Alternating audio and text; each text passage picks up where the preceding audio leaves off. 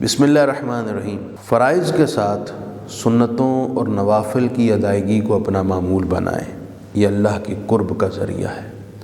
خصوصاً سنتوں میں سے فجر کی 2 سنتوں کی اہمیت کا یہ عالم ہے کہ خود حضور شاہ کونین صلی اللہ علیہ وسلم نے فرمایا، رکعت الفجر خیر من الدنیا وما فیہا، فجر کی 2 سنتیں دنیا اور جو کچھ دنیا میں ہے سب سے بہتر ہیں، یعنی دنیا کے تمام مال و متاع سے بہتر اور افضل اور اعلیٰ اور قیمتی چیز فجر کی 2 سنتیں۔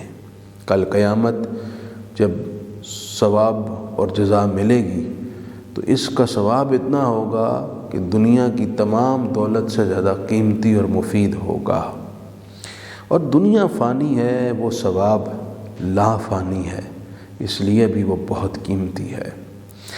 ان 2 سنتوں کی اہمیت جب صحابہ اکرام نے حضور سے سنی تو انہوں نے بھی بڑی مواظبت اختیار کی۔ حضور علیہ السلام نے یہاں تک فرمایا کہ فجر کی 2 سنتیں پڑھو اگرچہ گھوڑے تمہیں دوڑائیں، یعنی اگر تم گھوڑوں کی پشت پر سوار سفر میں ہو تب بھی ان 2 سنتوں کو پڑھو۔ صحابہ اکرام کی کوشش ہوتی کہ ہر حال میں یہ سنتیں پڑھتے۔ صحابہ اکرام سے ان 2 سنتوں کی مواظبت امت کے اندر منتقل ہوئی۔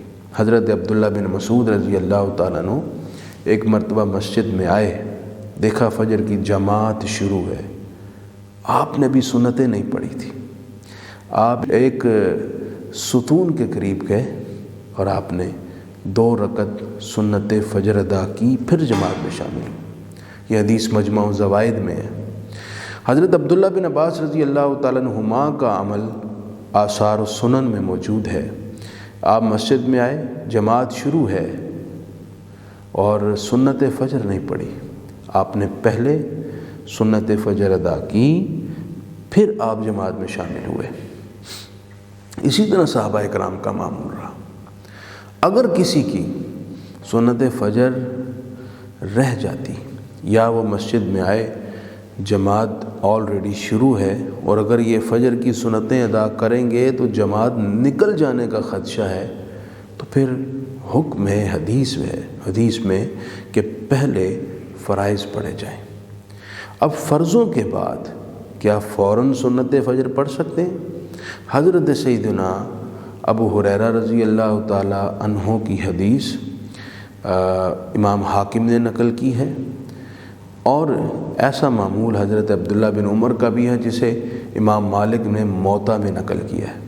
وہ یہ ہے کہ آپ صلی اللہ علیہ وسلم نے فرمایا جس کی فجر کی 2 سنتیں رہ جائیں وہ سورج نکل آنے کے بعد ان 2 سنتوں کو ادا کرے، یعنی سورج نکل آئے، جو 20 منٹ مکروہ وقت ہوتا ہے وہ گزر جائے تو پھر 2 رکعت سنت فجر ادا کی جائے۔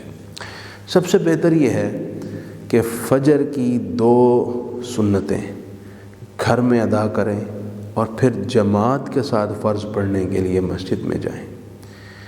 شرح و ریاض الصالحین میں ہے کہ آپ صلی اللہ علیہ وسلم نے فرمایا جس کا یہ معمول ہو، 2 رکعت سنتیں گھر پڑھ کے پھر مسجد میں جماعت کے ساتھ فجر کی نماز پڑھے تو اسے اللہ 3 مہربانیوں اور نوازشات سے نوازتا ہے۔ اس کے گھر میں اللہ برکت دیتا ہے، اس کے چھوٹے چھوٹے گھر کے جھگڑے اللہ ختم کر دیتا ہے، اور تیسرا یہ ہے اللہ اس کا ایمان سلامت رکھتا ہے۔